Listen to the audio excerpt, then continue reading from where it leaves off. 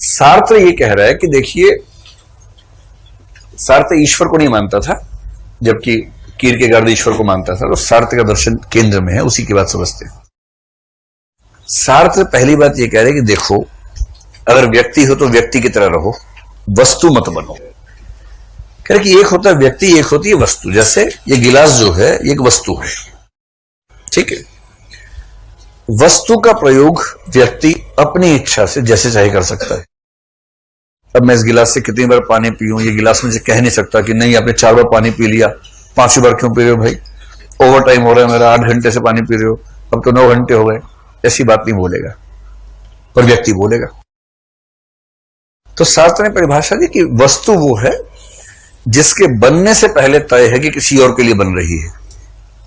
गिलास जब बनाया गया होगा, शेप वेप इस तरह से बनाएगी कि कोई कस्टमर इसको खरीदेगा और इसे इस्तेमाल करेगा। तो गिलास बनने से पहले तय था कि इसका इस्तेमाल होना ही होना है, यूज होना ही होना है।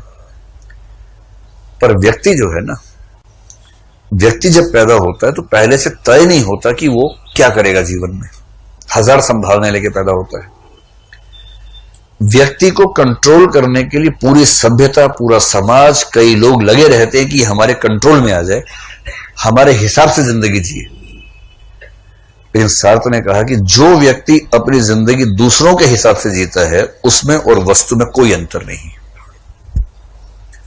अगर कोई आपको यूज करता है, लगातार यूज करता है, और आप विरोध भी नहीं कर पा रहे हैं, तो आप में और गिलास में क्या अंतर है। इसलिए व्यक्ति वही है जो अपने जीवन के फैसले खुद करता हो। जिसके जीवन के फैसले और लोग करते हैं वो वस्तु है। इसलिए उसका पहला संदेश है कि हर व्यक्ति अपने व्यक्ति होने का महत्व समझे, अपनी प्रामाणिकता समझे। तो व्यक्ति स्वतंत्र है, और स्वतंत्र होना बहुत खुशी की बात नहीं है, चिंता की बात भी है। Man is condemned to be free. मनुष्य स्वतंत्र होने के लिए अभिशप्त है। जैसी मैं स्वाधीन हो गया, अब क्या होगा, मुझे अपने सारे फैसले खुद करने होंगे। अभी तक तो यह था कि मेरे फैसले कुछ मेरे पेरेंट्स ने कर दिए, कुछ किसी और ने कर दिए, तो मुझे चिंता कम होती थी। अब मुझे फैसले खुद करने हैं। और फैसला आप जब भी करेंगे जीवन में, निर्णय जब भी करेंगे, कोई भी निर्णय परफेक्ट होगा नहीं। इसको लिख के रख लीजिए।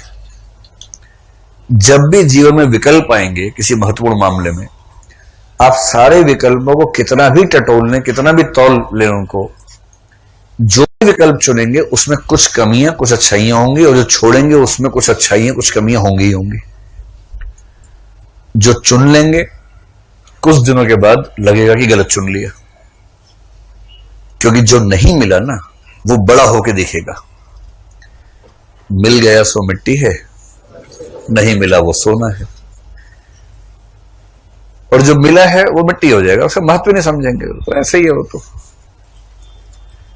इससे सार्त्र ने कहा कि कितना भी सोच समझ के निर्णय कर लीजिए, अधूरापन जीवन में रहेगा ही रहेगा। और इसलिए निर्णय करना चाहिए केवल एक आधार पर, वो है अंतरात्मा की आवाज। अंतरात्मा मतलब जो कॉन्शियस है हमारी, अंदर की आवाज। अगर किसी भय में निर्णय किया, किसी लालच में किया, तो गलत होके रहेगा। अंतरात्मा के साथ करेंगे तो वो निर्णय सबसे ज्यादा तसल्ली देगा आपको जीवन में, और कोई निर्णय आपको तसल्ली दे नहीं पाएगा। इसे सार्त्र कह रहा है, अपनी अंतरात्मा की सुनो, सिर्फ और सिर्फ उसके द्वारा ऑथेंटिकेटेड निर्णय ही जीवन में करो, बाकी मत करो। लेकिन जब आप वो निर्णय करेंगे, उसके बाद भी ये मान के चलो कि हर निर्णय सीमित है, कोई ना कोई अधूरापन उसके बाद भी जीवन में रहेगा ही रहेगा। और यदि मैंने खुद अपने जीवन के फैसले किए, उनसे अधूरापन पैदा हुआ, उस अधूरेपन से भागो मत। उस अधूरेपन को अपने जीवन का हिस्सा मानकर जियो, एक मेडल की तरह सजा के जियो। उससे भागो मत, डरो मत, वो जीवन का अनिवार्य हिस्सा है। यह सार्त्र के दर्शन का बहुत बेसिक सिद्धांत है। उसने एक शब्द दिया, डिह्यूमनाइजेशन, कि शहरों ने, लोकतंत्र ने, बड़ी बड़ी मशीनों ने मनुष्य का महत्व कम कर दिया है। आजकल मनुष्य का महत्व कम होता जा रहा है, कोई पूछता नहीं उसको, वस्तुएं ज्यादा महत्वपूर्ण हो गई।